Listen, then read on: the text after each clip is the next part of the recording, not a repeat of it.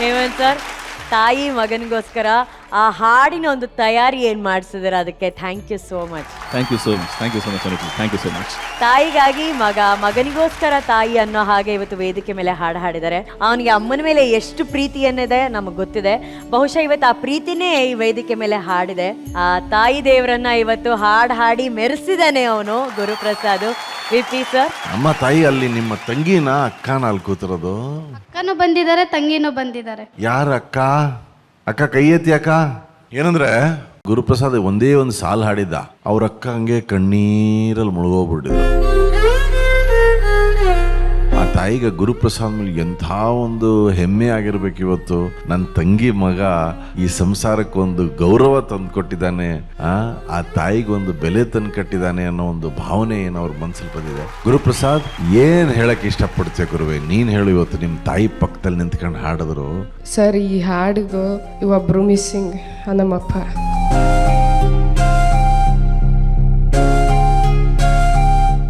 ಅಂದರೆ ಈ ಸ್ಟೇಜ್ ಮೇಲೆ ನಮ್ಮಪ್ಪ ಬರಬೇಕು. ನಾನು ಅವಾಗ ನಮ್ಮಪ್ಪ ಹೆಮ್ಮೆಯಿಂದ ಹೇಳ್ಕೊಡೋದು, ನಾನು ಇವನ ಅಪ್ಪ ಅಂತ.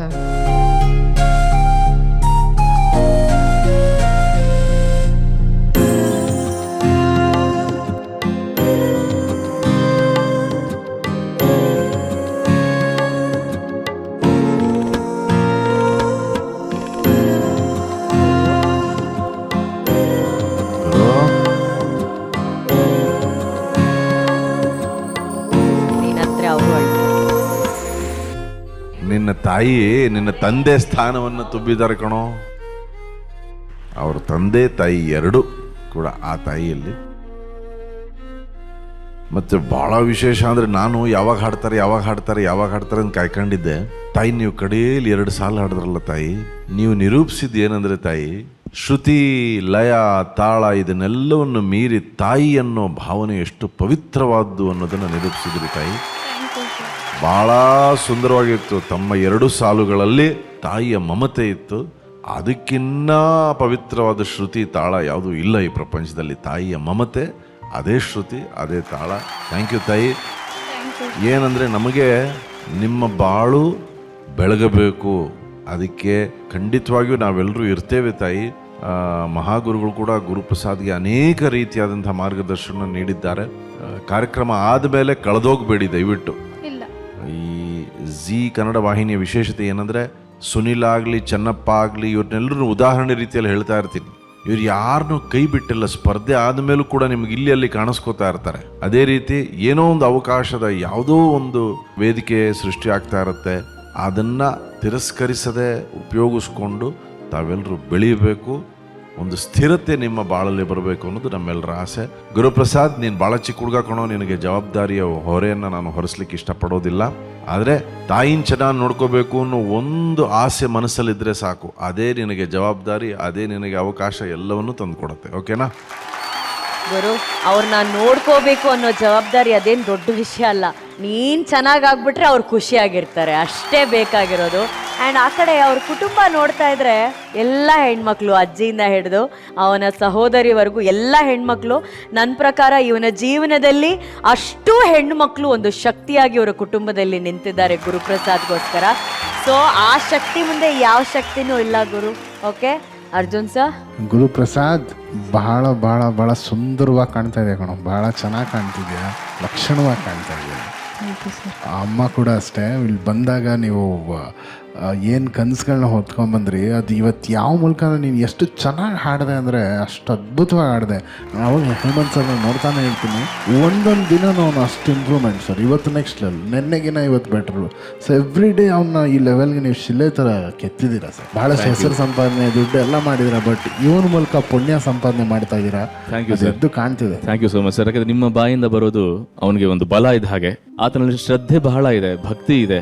ಆ ಒಂದು ಛಲ ಬಂದ್ಬಿಟ್ರೆ ನೀವು ಹೇಳ್ದಂಗೆ ಡೆಫಿನೆಟ್ಲಿ ವಿ ಪಿ ಸರ್ ಗೆಲ್ತಾನೆ. Arjun sir, thank you for your kind words. ಅವನಿಗೆ ಬಹಳ ಇಂಪಾರ್ಟೆಂಟ್ ಅದು. ಇದೇನಂದ್ರೆ, ನೀವು ಬರೀ ಗುರುಪ್ರಸಾದ್ಗೆ ನೀವು ಪಾಠ ಮಾಡ್ತಿಲ್ಲ ಸರ್, ಅವನಿಂದ ಇಡೀ ಕುಟುಂಬ ಇದೆ. ಆ ಇಡೀ ಕುಟುಂಬಕ್ಕೆ ನೀವು ಒಂದು ದಾರಿದೀಪ ಮಾಡಿಕೊಡ್ತಾ ಇದ್ದೀರಾ. ಇವತ್ತು ಗುರುಪ್ರಸಾದ್ ಇಲ್ಲಿಂದ ಎಲ್ಲರಿಗೂ ಬೆಳೆದ್ರೂ ಆ ಲೈನಲ್ಲಿದೆ, ಅಮ್ಮ ಊರೇನೇ ಅಂದರು ನೀನು ನನ್ನ ದೇವರು. ನೀನು ಹೇಳಬೇಕು ಹೇಮಂತ್ ಸರ್ಗೆ, ಗುರುಗಳೇ ಕೋಟಿಗೆ ಒಬ್ಬರು, ನೀವು ನನ್ನ ದೇವರು ಅಂತ. ಇಲ್ಲ ತಮಾಷೆ ಅಲ್ಲ ಸರ್, ನೀವು ಎಷ್ಟು ಹೇಳ್ಕೊಟ್ಟಿದ್ರೆ ನಮ್ಗೆ ಎಲ್ಲಿಂದ ಕಾಣ್ತಾ ಇದೆ, ಮಾತಿಗೆ ಹೇಳ್ತಿಲ್ಲ, ಅಷ್ಟು ಈಸಿ ಅಲ್ಲ. ಯು ಹ್ಯಾವ್ ಜಸ್ಟ್ ಅದನ್ನು ಅಷ್ಟು ಕೆತ್ತಿದ್ದೀರಾ. ಒಳ್ಳೇದಾಗಲಿ, ಆಲ್ ದಿ ಬೆಸ್ಟ್. ಮಹಾಗುರುಗಳೇ, ನಾನೇನಮ್ಮ ಹೇಳೋದು, ವಿಜಿ ಹೃದಯ ತುಂಬಿ ಮಾತಾಡಿದ್ದಾರೆ. ಅರ್ಜುನ್ ಜನ್ಯ ಅಂತೂ ಆಶೀರ್ವಾದನೆ ಮಾಡಿಬಿಟ್ಟಿದ್ದಾನೆ. ಹೇಮಂತ್ ಶಕ್ತಿನೇ ಕೊಟ್ಟಿದ್ದಾನೆ. ಏನು ಅವ್ನು ಬೆಳೀತಿದ್ದಾನೆ. ಆ್ಯಕ್ಚುಲಿ ನೀನು ಯಾಕೆ ಹೇಳಬೇಕು? ಅಳುವಂಥ ಸಂದರ್ಭ ಇಲ್ಲ, ನೀನು ಬೆಳೆಯುವಂಥ ಸಂದರ್ಭ ಇದು. ಇಡೀ ನಾಡಿಗೆ ನಿನ್ನನ್ನು ಪರಿಚಯ ಮಾಡಿಸಿದೆ. ನಾವೆಲ್ಲ ನಿನಗೆ ನೆರವಾಗಿದ್ದೀವಿ. ಇಲ್ಲಿ ಟೀಚಿಂಗ್ ನಡೀತಾ ಇದೆ, ಶಿಕ್ಷಣ ನಡೀತಿದೆ. ಶಿಕ್ಷಣ ಅಂದರೆ ಏನು? ನಿನ್ನಲ್ಲಿರುವ ಶಿಕ್ಷಣವನ್ನು ಉಳಿಸೋದು, ನಿನಗೆ ತೋರಿಸೋದಷ್ಟೇ. ವಿವೇಕಾನಂದರು ಏನು ಹೇಳ್ತಾರೆ, ಪ್ರತಿಯೊಬ್ಬರಲ್ಲೂ ಶಿಕ್ಷಣ ಇರುತ್ತೆ, ಎಕ್ಸ್ಟ್ರಾ ಎಲ್ಲ ತೆಗೆದುಬಿಟ್ರೆ ಶಿಕ್ಷಣ ಅವನು ಉಳಿಯುತ್ತೆ ಅಂತ ಅಷ್ಟೇ. ತುಂಬ ಚೆನ್ನಾಗಿ ಹಾಡಿದೆ ಇವತ್ತು. ನೀನು ಹಾಡುವಾಗ ಅರ್ಜುನ್ಜಿಂದ ತುಂಬ ಹೊಗಳ್ತಾ ಇದ್ರು ನಿನ್ನ. ನನಗದೇ ಬೇಕಲ್ವಾ, ನಮ್ಮ ಹುಡುಗ ಕಲ್ತಾದ್ಮೇಲೆ ನೀನು ಹಾಡುವಾಗ ಇನ್ನೊಬ್ಬರು ನೀನು ಹೊಗಳೋದು ಕೇಳುವಾಗ ನಮಗೆ ಸಂತೋಷ. ನೀನು ಹಾಡಿದ್ದು ನನ್ನ ಹಾಡಲ್ವಾ, ಅದು ಸಿನಿಪದ. ನೀನು ಹಾಡಿ ಮುಗಿಸ್ಮೇಲೆ ನಿಮ್ಮ ತಾಯಿ ಹಾಡಿದ್ದು ಜನಪದ. ಸಾಮಾನ್ಯವಾಗಿ ಹಳ್ಳಿ ಜನ ಹಾಡಿದ ಹಾಡನ್ನು ಜನಪದ ಅಂತಾರೆ, ಅದನ್ನು ನಾವು ನಗರದವ್ರು ತಂದು ಸಿನಿಪದ ಮಾಡ್ತೀವಿ. ಇಲ್ಲಿ ರಿವರ್ಸ್ ಆಯಿತು, ಸಿನಿಪದ ಬಿಕೇಮ್ ಜನಪದ ಈ ತಾಯಿಯಿಂದ. ತುಂಬ ಚೆನ್ನಾಗಿ ಹಾಡಿದೆ ತಾಯಿ.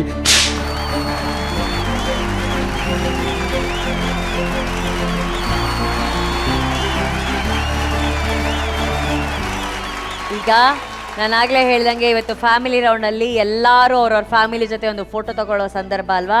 ಇವತ್ತು ಬರೀ ನೀನು ಮತ್ತು ಅಮ್ಮ ಅಲ್ಲ, ನಿಮ್ಮ ಇಡೀ ಫ್ಯಾಮಿಲಿ ಇದೆ, ಅವರೆಲ್ಲರೂ ಸ್ಟೇಜ್ ಮೇಲೆ ಬರಬೇಕು. ಅವ್ರ ಜೊತೆ ಒಂದು ಫೋಟೋ ತಗೊಳ್ಳೋಣ, ಬನ್ನಿ.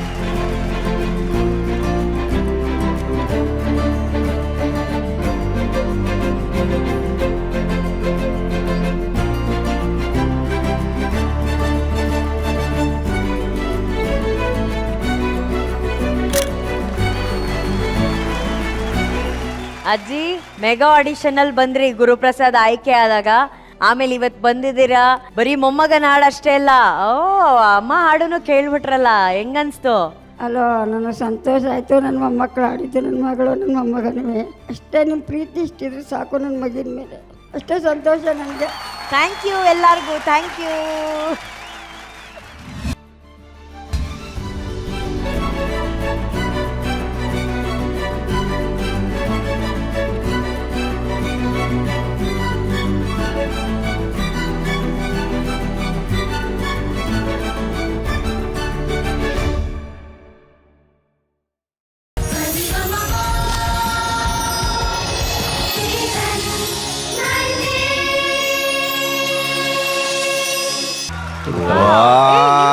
ನೆನಪಿದೆಯೋ ಕೋರಸ್? ಸರ್ ಕೋರಸ್ ಪಾರ್ಟ್ ಖುಷಿಕ್ ಮತ್ತೆ ಇವ್ರು ಜಾನ್ವಿ ಹಾಡಿದ್ರು ಸರ್. ಒರಿಜಿನಲ್ ಸಾಂಗ್ ಅಲ್ಲಿ ಟ್ರ್ಯಾಕ್ ನೀವ್ ಹಾಡಿದಿರಿ ಫಸ್ಟ್, ಆದ್ರೆ ಕೋರಸ್ ಇವರೇ ಹಾಡಿರೋದು. ನನ್ನ ವಾಯ್ಸ್ ಹೋಯ್ತು, ಆದ್ರೆ ಇವ್ರ ವಾಯ್ಸ್ ಇದೆ ಸರ್. ಹಾಗೆ sir, it's a family package sir ಅದು. ನನಗೆ ಗೊತ್ತಿಲ್ಲ ಸರ್, ನೀವು ಆಡಿದ್ದೀರಾ, ಇದೆಲ್ಲ ವಿಷಯಗಳಿದೆ ಅಂದ್ರೆ ಕೋರಸ್ ಅಲ್ಲಿ ನಾನು ಜಾಯ್ನ್ ಆಗ್ಬಿಟ್ಟು ಒರಿಜಿನಲ್ ವಾಯ್ಸ್ ನಿಮ್ದೇ ಇಡಿಸ್ಬಿಡ್ತಿದ್ವಿ ಕೋರ್ಸ್ ಮಾಡಿ. ಸರಿಗಮ ಪಪ್ಪ ಸಸ ಪಪ್ಪ ಸರಿಗಮ ಪಾ